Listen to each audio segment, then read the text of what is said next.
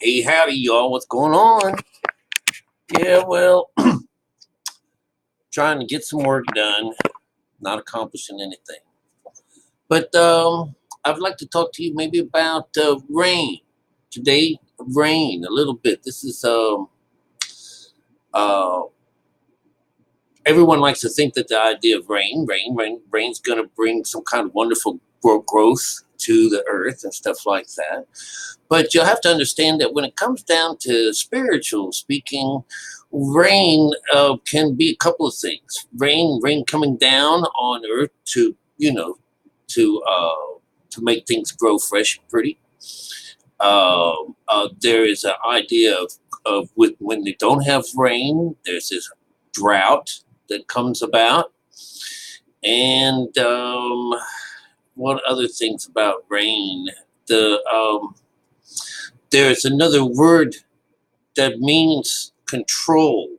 That when you have rain over something, or when there is a reigning over something, it's a type of control, and it's just another use of that word uh, because of how it sounds.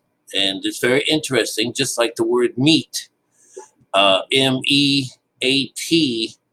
Thinking of food is also this idea of going and eating from the vine.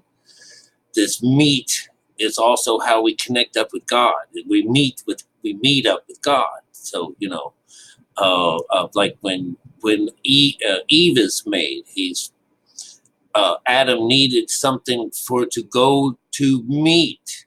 He needed a help. He needed some kind of helper.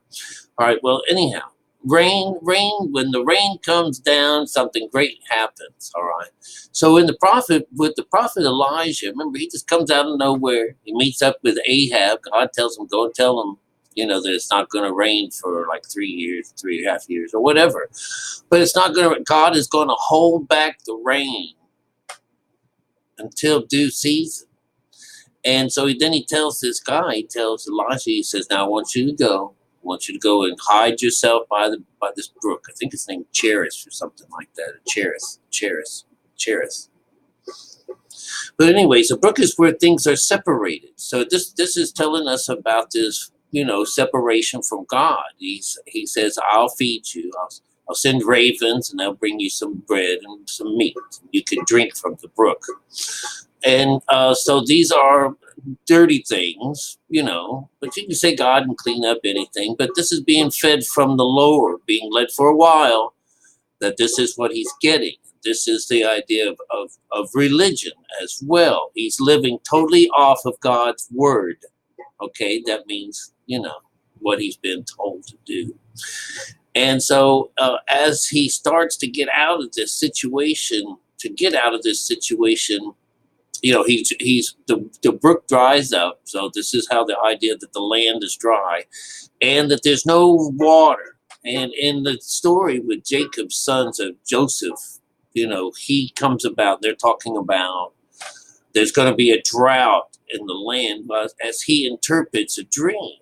And the dream is of ears of corn, 3 years of corn coming up and being really fat, and these three other and three coming up that are withered. So, and this idea is that he was going to tell everyone it's going to be like 7 years. It's going to be good stuff, and 7 years will be bad things.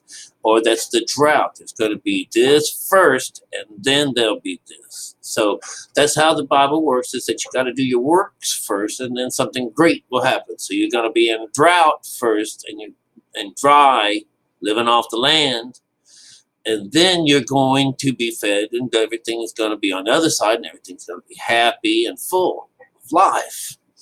Death on one side, life on the other. But you're still the same old person, So then he's sent over to be with a widow with a son. And they're getting ready to eat their last bit because they don't have anything to live off of. So Elijah comes in and helps them out.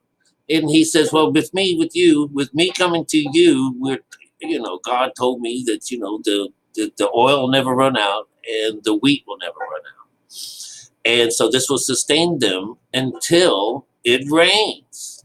And of course, what happens is her son dies towards the end, and Elijah takes him up where he's staying, upstairs in the room, stretches over like 3 times. You know, the 3 has to come in here lots of times. And that's the intervention, and this little boy comes back alive. So, you know, I have to understand that a widow, it comes to a widow. A widow is a poor lady. This is where God comes. He only comes to poor. All right. And that poor actually means someone who's not connected to God. And of course, I know a bunch of rich people, and they're not connected to God. Being rich in that outside fashion doesn't make you connected to God. It just makes it a little harder to get to. But you still can get to it. Anyhow, so this is this idea that when it was all over with, the son, she came down. She goes, "Now I know that you are someone who has God with you." Well, what he was doing was making the connection for this. It's another one of those, you know, the widowed and the son are now alive. They don't have a father, and without a father, she is no longer to have no children that can come up in this idea of connecting God. That's the widow. The widow is, they're talking about being disconnected from God. That's what that is. All right. And so then eventually the rain comes and everybody's happy. So God holds back the rain till due season. Do you understand? So we have to walk around in a drought, eating dust, stuff like that, for a good long time. We have to hide ourselves by that brook. We have to be where they're separated, you know. And then we'll come across this day when it rains and the land is filled and the entire situation becomes even, you know, where the right and the left side, there's no more division in your house. That's the whole point of it. It's kind of cool. All right, so I thought you'd like to hear about that. A little bit of rain. We could use rain.